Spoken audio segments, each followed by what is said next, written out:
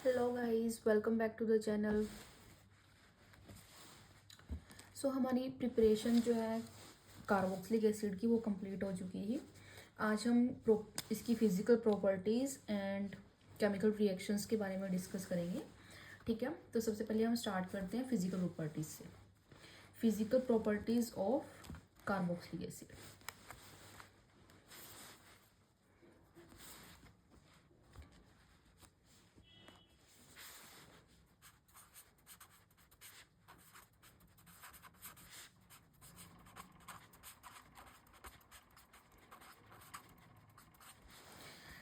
Physical properties में देखो क्या होता है। जो एलिफेटिक कार्बोक्सिलिक एसिड्स होते हैं, जैसे अप टू 9 कार्बन एटम्स तक अगर हम बात करें, ठीक है, वो कलरलेस होते हैं, कलरलेस लिक्विड्स होते हैं एट रूम टेम्परेचर।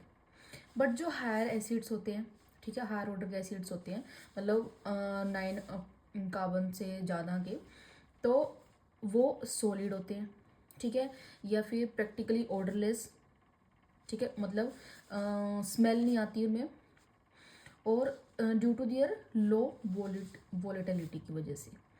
ठीक है, तो लिखते हैं सबसे पहले हम फिजिकल प्रॉपर्टीज़ में कि aliphatic carboxylic acid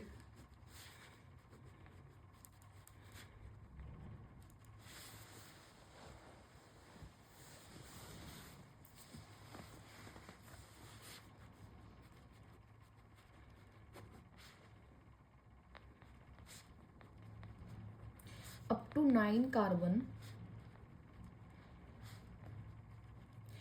to 9 carbon atoms are colorless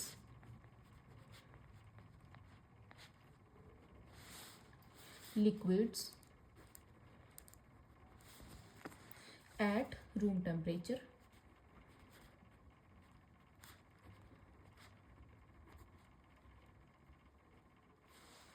ठीक है, with unpleasant smell, unpleasant orders बोल सकते हो।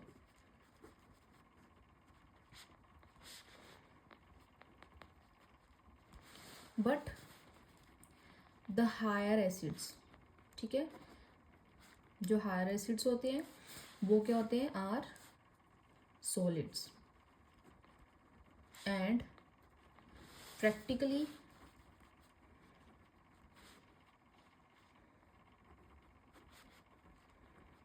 ऑर्डरलेस। ठीक है, उनमें स्मेल नहीं होती due to there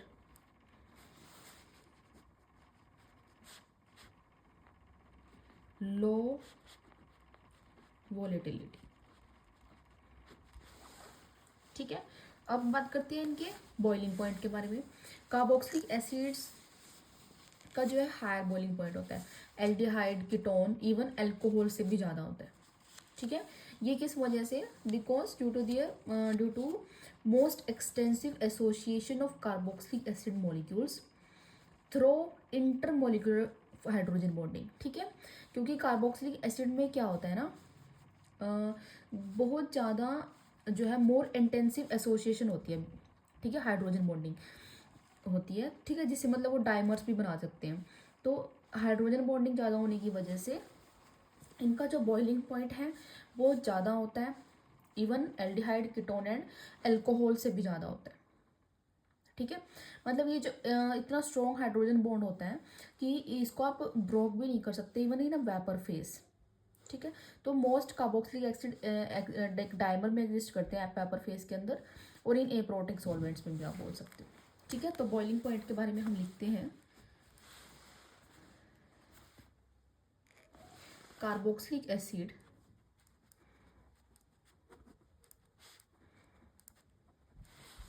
are higher boiling point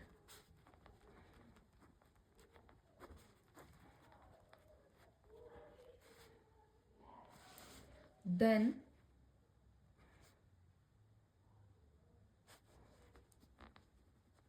aldehyde,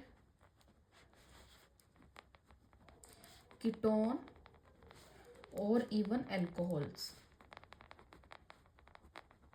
ठीक है, अल्कोहल से भी ज़्यादा होता है।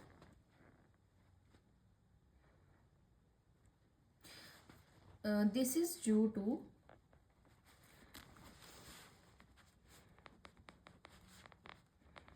more extensive association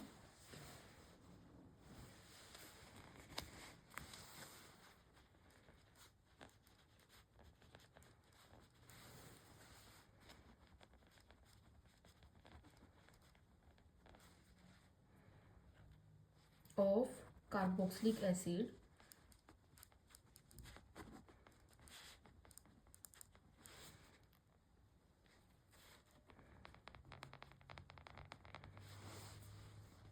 through intermolecular hydrogen bonding.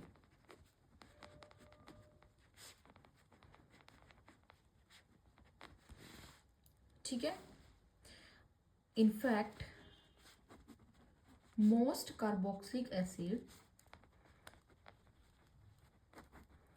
exist as a dimer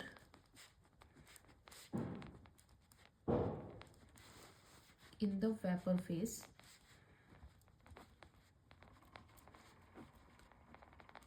ठीक है, इनके बीच में हाइड्रोजन बॉन्डिंग कैसे होती है, ठीक है, डाइमर कैसे एग्जिस्ट करते हैं वो देख लेते हैं। जैसे देखो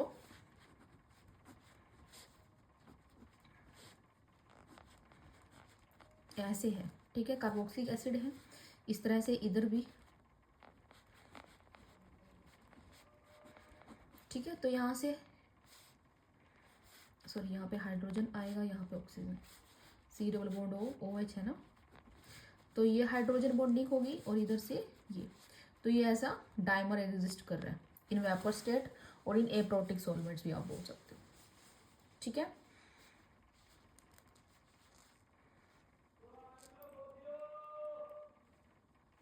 ठीक है, तो जो सॉल्युबिलिटी अब बॉइलिंग पॉइंट हो गया, ठीक है, इनकी स्टेट होगी, लिक्विड सॉलिड कैसे होते हैं, ओके, बॉइलिंग पॉइंट हो गया। अब थर्ड हम बात करते हैं सॉल्युबिलिटी की।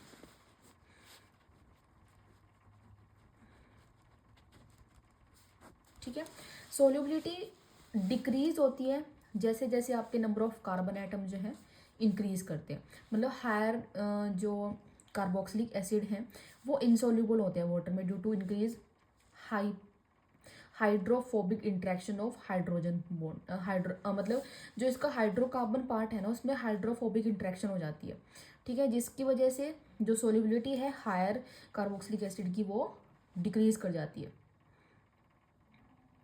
ठीक है, जैसे बेंजोइक एसिड की अगर हम बात करें,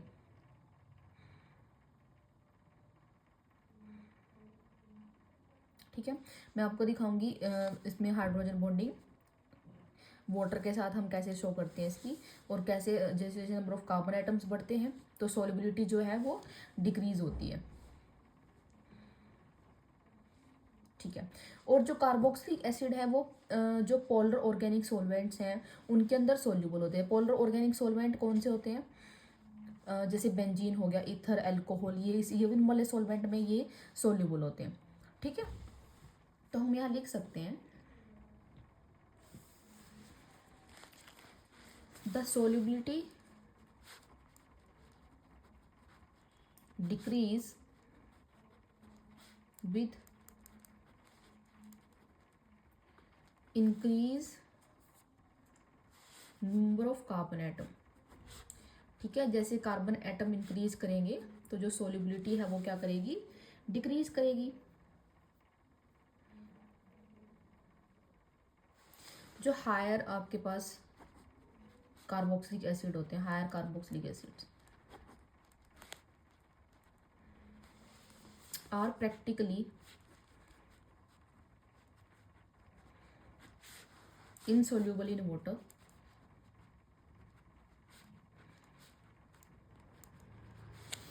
due to increased hydrophobic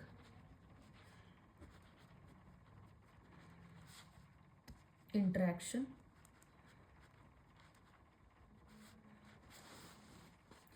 of hydrocarbon part।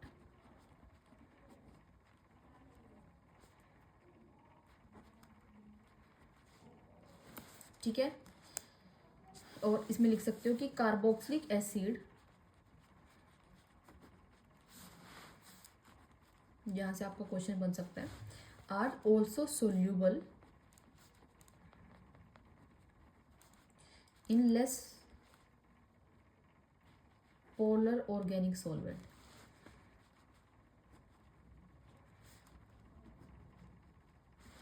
ठीक है, जैसे लाइक बेंजीन,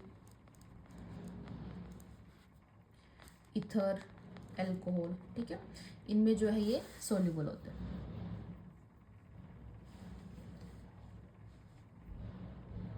ठीक है, अगर आपको वाटर के साथ हाइड्रोजन बॉन्डिंग देखनी है तो देखो कैसे होगा।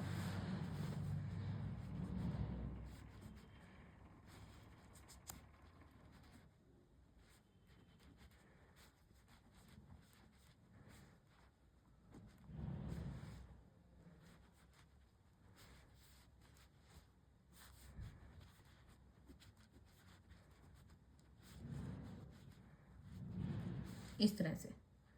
ठीक है, ये मतलब इससे और मॉलिक्यूल भी आ सकते हैं यहाँ पे। तो इस तरह से आप वाटर के साथ हाइड्रोजन बॉन्डिंग दिखा सकते हो कार्बोक्सिलिक एसिड की। ठीक है, तो ये था सोल्युबिलिटी का फैक्टर। तो हमने 3 फैक्टर डिस्कस किए। सोल्युबिलिटी, बॉइलिंग पॉइंट इसका सबसे ज़्यादा हायर होता है एल्डिहाइड, कीटोन और इवन अल्कोहल से भी, क्योंकि इसमें वो मोस्ट एक्सटेंसिव एसोसिएशन होते हैं कार्बोक्सिलिक एसिड्स के बीच में, मतलब इंटरमोलिकुलर हाइड्रोजन बॉन्डिंग होती है। इस वजह से एज अ टाइमर भी एग्जिस्ट कर सकते हैं। ठीक है, और हमने देखा कि जो अप टू 9 कार्बन एटम्स तक ये क्या कलरलेस लिक्विड होते हैं, बट हायर एसिड्स जो होते हैं वो सॉलिड होते हैं। ठीक है, तो ये थी इसकी फिजिकल प्रॉपर्टीज। बस इतना इसमें आपको याद रखना है, ज़्यादा इसमें कुछ करने की जरूरत नहीं है। ठीक है, उसके बाद हम डिस्कस करते हैं इसकी केमिकल रिएक्शंस।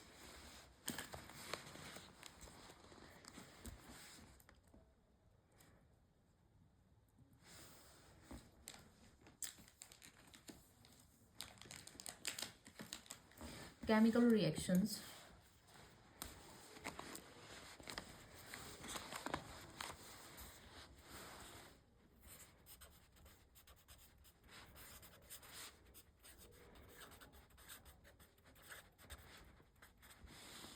ठीक है, केमिकल रिएक्शन में फर्स्ट आता है रिएक्शन इन्वॉल्विंग, वो रिएक्शन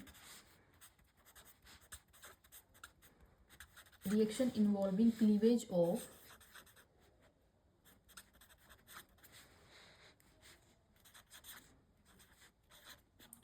OH बॉन्ड। ठीक है, ऑक्सीजन और हाइड्रोजन बॉन्ड की क्लीवेज होती है जिसमें। ठीक है, और इसमें हम डिस्कस करेंगे एसिडिटी के बारे में।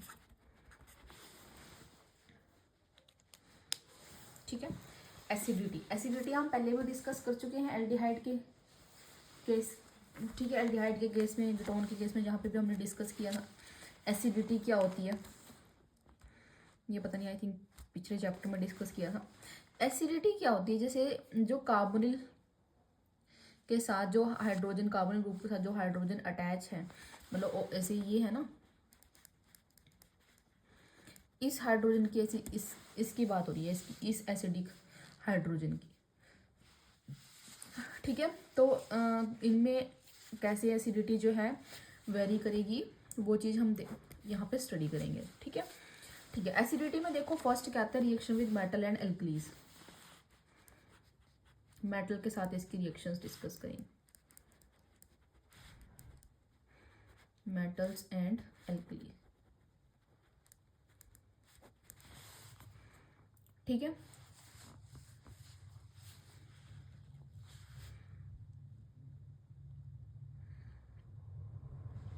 देखो जो कार्बोक्सिलिक एसिड्स होते हैं वो अल्कोहल की तरह जो है हाइड्रोजन गैस इवॉल्व करते हैं। ठीक है, या फिर हमारे पास सोल्ट बनाते हैं। ठीक है, सोल्ट किसके बनाते हैं, विद एल्कलीज के साथ। ठीक है, फिनोल्स की तरह।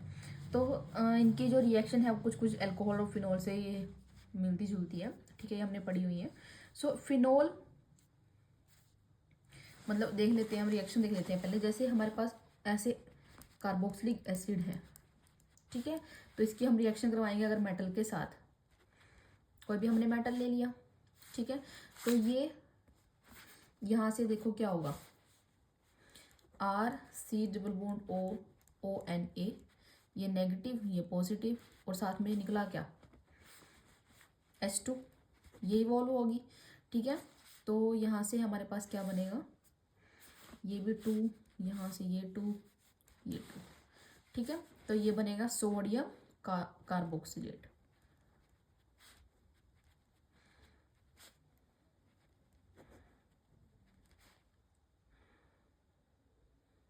ठीक है, अगर हम इस तरह से ही कार्बोक्सिलिक एसिड की रिएक्शन करवाते हैं,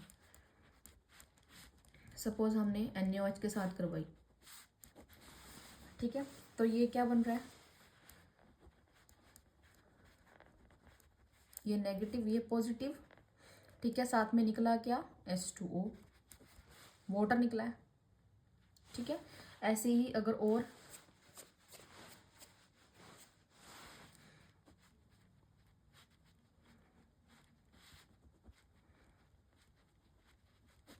सोडियम बाइकार्बोनेट के साथ अगर रिएक्शन करवाएंगे,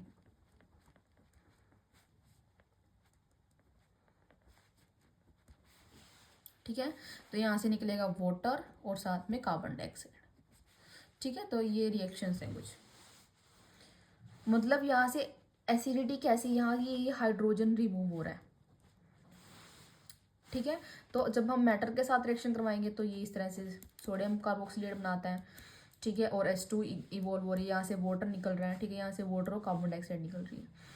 ठीक है, तो निकल, बट बेसिकली इस हाइड्रोजन को रिप्लेस करके हमारे पास क्या आ रहा है, Na आ रहा है। ठीक है, तो इसमें थी ये रिएक्शन, इसकी एसिडिटी, रिएक्शन विद मेटल या निकलीस जो भी बोल सकते हो आप।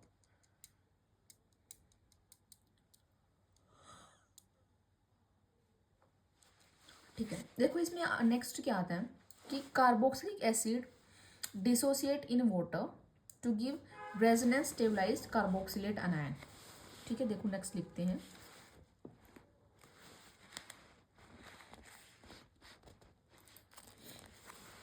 Carboxylic acid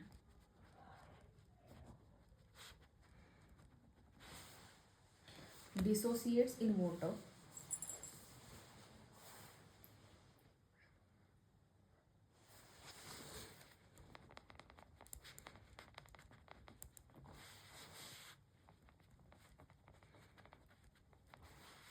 to give resonance stabilized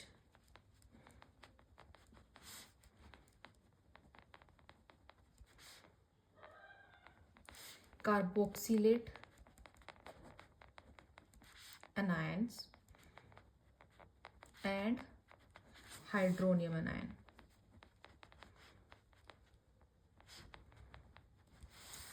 hydronium ion sorry. ठीक है, वो कैसे, देखो जैसे ये हमारे पास कार्बोक्सिलिक एसिड है। ठीक है, इसकी रिएक्शन करवाई अगर वाटर के साथ तो हमें मिलेगा क्या, हाइड्रोनियम आयन। तो हाइड्रोनियम आयन बना लेते हैं, H3O पॉजिटिव, मतलब ये H चला गया इसके साथ। ठीक है, यहाँ पे क्या रह गया, कार्बोक्सिलेट एनायन और नेगेटिव। ठीक है, ये कहते हैं कि ये कार्बोक्सिलेट एनायन जो है रेजोनेंस स्टेबलाइज है, तो दिखा दो इसकी रेजोनेंस।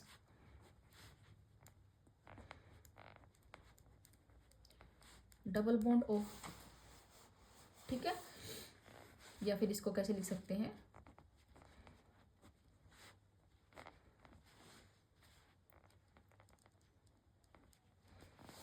इस तरह से।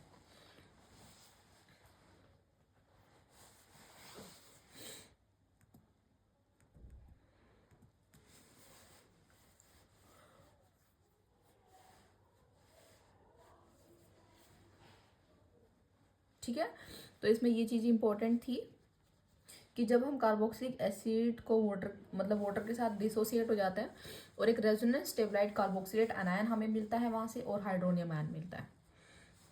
ठीक है, अब ठीक है, ये जो हमने रिएक्शन लिखी है, अगर हम इसका इक्विलिब्रियम कांस्टेंट की निकाल लें, मतलब इक्विलिब्रियम कांस्टेंट के KeQ।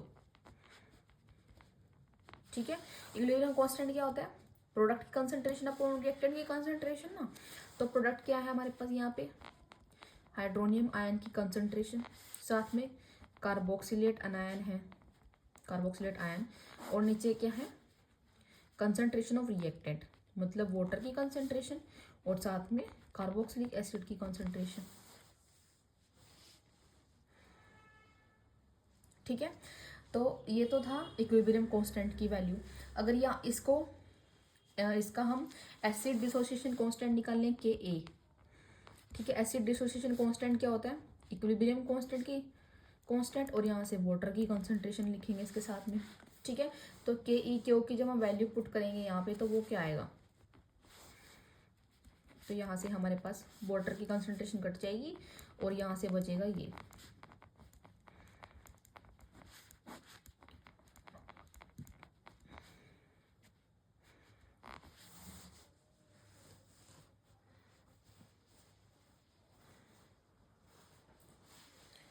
ठीक है, तो ये थी एसिड डिसोसिएशन कांस्टेंट की वैल्यू। बट जो स्ट्रेंथ है हम एसिड की, वो क्या करते हैं, पीकेए से डिस्कस करते हैं ना। एसिडिक स्ट्रेंथ हम किसी से डिस्कस करते हैं, पीकेए वैल्यू से डिस्कस करते हैं। ठीक है, कि अगर पीकेए वैल्यू ज़्यादा है तो मतलब उसकी एसिडिक स्ट्रेंथ क्या है, कम है। अगर पीकेए वैल्यू कम है तो उसकी एसिडिक स्ट्रेंथ ज़्यादा है। यही हम डिस्कस करते हैं ना कि ये क्या होता है, हमारे पास इन्वर्सली प्रोपोर्शनल रिलेशन होता है एसिडिक स्ट्रेंथ और पीकेए वैल्यू का। ठीक है, तो इसको हम पीकेए की फॉर्म में अगर लिखते हैं माइनस log के ए, ऐसे आता है। ठीक है,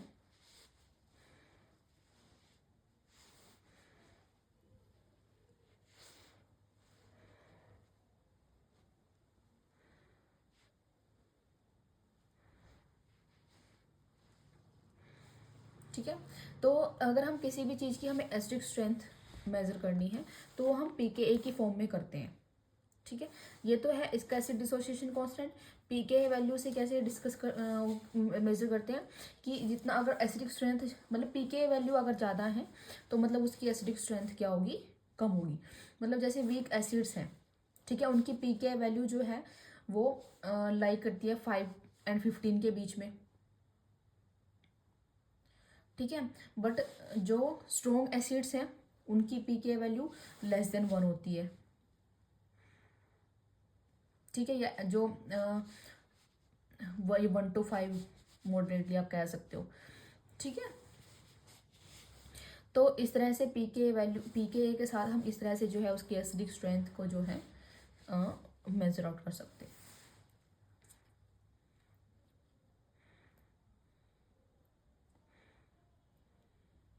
ठीक है, ओके, तो ये तो था कुछ एसिडिक स्ट्रेंथ निकालने का। अब हम सब्स्टिट्यूएंट देखते हैं, मतलब जैसे ये आर ग्रुप लगा हुआ है इसके साथ कार्बोक्सिलिक एसिड के साथ। ठीक है, अगर यही आर ग्रुप मतलब एक या इसका क्या इफेक्ट पड़ेगा कार्बोक्सिलिक एसिड की स्ट्रेंथ पे। ठीक है, मतलब इसकी हाँ एसिडिटी स्ट्रेंथ, एसिडिक स्ट्रेंथ पे मतलब बेसिकली कि अगर यहाँ पे ये जो सब्स्टिट्यूएंट अटैच है ये इलेक्ट्रॉन विड्रॉइंग है या इलेक्ट्रॉन रिलीजिंग है, तो ये अगर ठीक है, जो ये किस टाइप का यहाँ पे ग्रुप लगा हुआ है पहले तो, और ये जो ग्रुप लगा हुआ है किस तरह से इसकी एसिडिक स्ट्रेंथ को जो है इफेक्ट कर रहा है वो अब हमें पढ़ना है। ठीक है, सो यहाँ पे पढ़ेंगे effect of substituent on the acidity of carboxylic acid.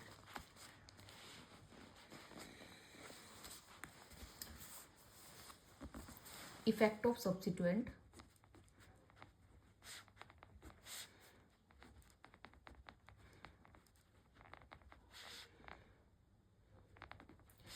on the acidity of carboxylic acid।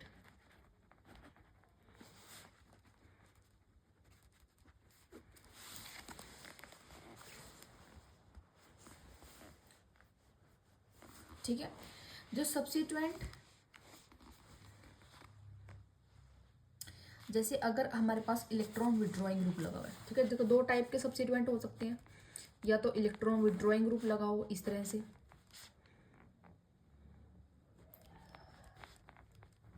है ना, या फिर क्या लगाओ इलेक्ट्रॉन रिलीजिंग ग्रुप लगाओ। ठीक है, अब ये नेगेटिव चार्ज इस पे भी हो सकता है या फिर रेजोनेंस इस पे भी हो सकता है, कहीं भी हो सकता है, दोनों में से। ठीक है, अब इलेक्ट्रॉन विड्रॉइंग ग्रुप जो है, इलेक्ट्रॉन विड्रॉइंग ग्रुप क्या करते हैं, इंक्रीज करते हैं एसिडिक स्ट्रेंथ को।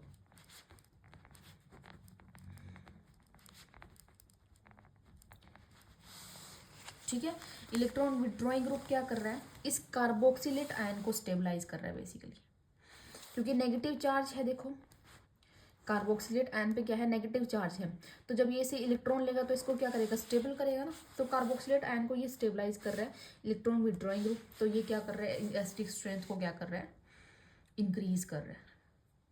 Increase the acidity of carboxylic acid by stabilising the carboxylate ion, ठीक है, नेगेटिव चार्ज जो भी है, ठीक है। बट कन्वर्सली जो इलेक्ट्रॉन रिलीजिंग ग्रुप है या इलेक्ट्रॉन डोनेटिंग ग्रुप है, ये क्या कर रहा है, डिक्रीज द एसिडिक स्ट्रेंथ,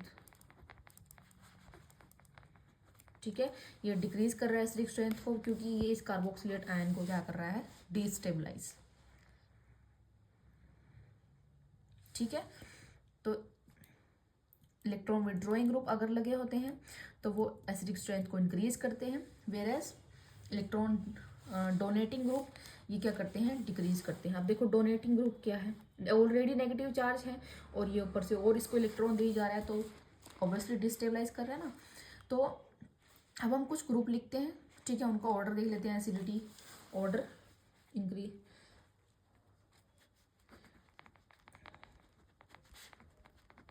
ठीक है। देखो जैसे अगर फिनाइल है तो ये डिक्रीज करेगा,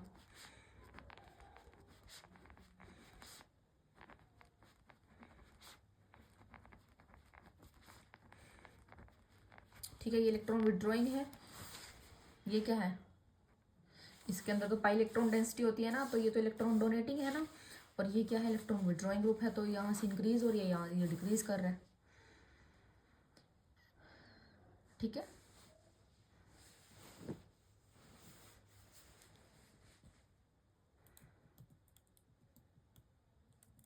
ठीक है, अभी देखते हैं हम और इसके अलावा अगर सब्सिट्यूएंट अटैच हैं, जैसे अगर हमारे पास फिनाइल या विनाइल ग्रुप अटैच है कार्बोक्सिलिक एसिड के साथ, ठीक है, तो वो इंक्रीज या डिक्रीज करेंगे, कैसे करेंगे एसिडिक स्ट्रेंथ को, देखो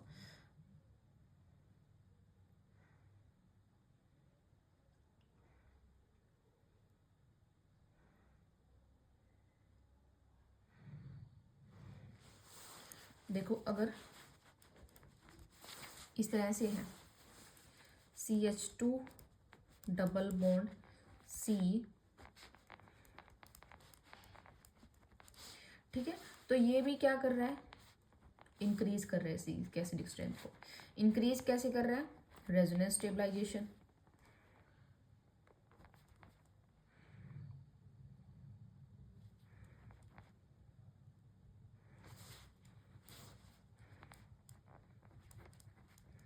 है ना, रेजोनेंस स्टेबलाइजेशन की वजह से ये क्या कर रहा है, ये भी इंक्रीज कर रहा है एसिडिक स्ट्रेंथ को, ठीक है।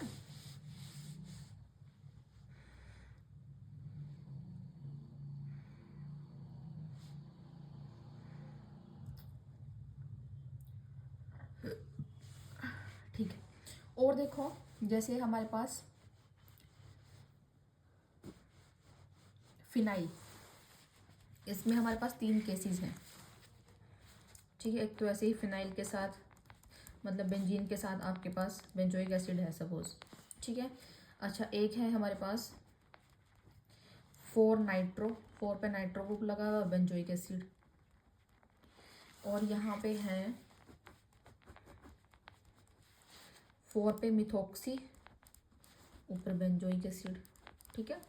तो ये चारों ग्रुप हैं, ठीक है। देखो नाइट्रो ग्रुप क्या है, इलेक्ट्रॉन विड्रॉइंग ग्रुप है, तो ये क्या कर रहा है, इलेक्ट्रॉन डेंसिटी ले रहा है बेंजीन से, और बेंजीन किससे ले रहा है, इससे ले रहा है, ठीक है। तो ये तो इंक्रीज कर रहा है, सबसे ज़्यादा इंक्रीज तो ये कर रहा है, ठीक है।